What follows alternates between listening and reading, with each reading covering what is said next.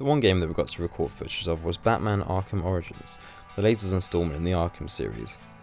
Arkham Origins is, as you can probably tell from the title, a prequel to the previous Arkham Batman games, and is set several years before the events of Arkham Asylum and City.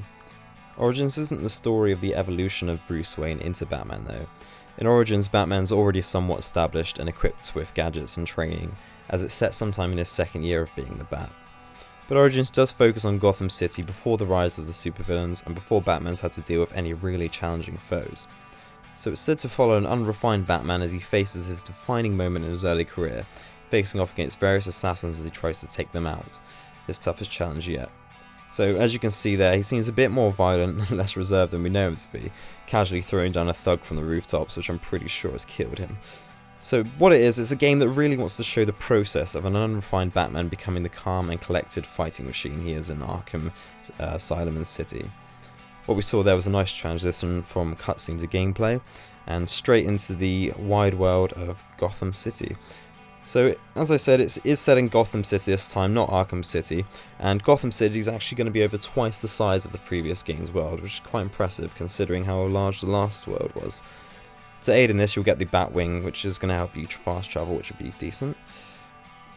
Now, as you can see here, the combat remains pretty much similar to the City and Asylum games. It's very fast paced when you get it right. Counters with triangle, circle stun, squares punch. It feels very much the same despite the fact that it's been developed by Warner Bros. Games Montreal this time, rather than developer Rocksteady Studios, who was responsible for the last two Arkham games.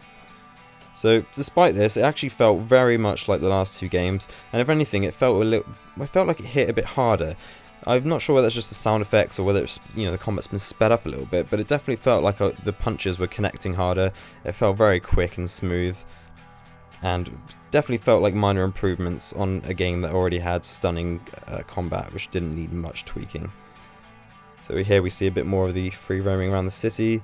Like the other games, you'll get random crimes that will happen, and you can help stop them for experience and rewards, that sort of thing.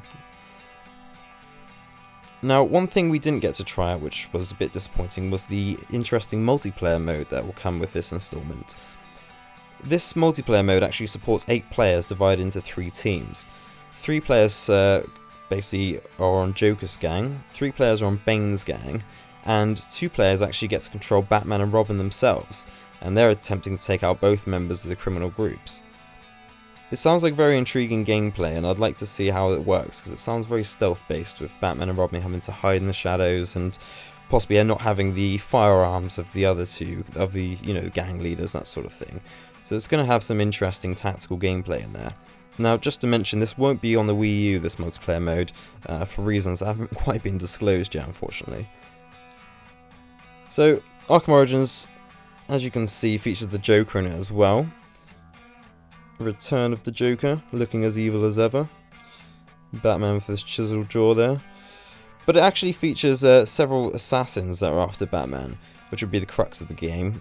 And this is actually going to be Batman's toughest challenge yet. So all in all, Arkham Origins did feel like a natural evolution of the Arkham series. Didn't showcase anything groundbreakingly new to myself, but it does look like an impressive installment in the series. It's out on October the 25th, stay tuned for more news here.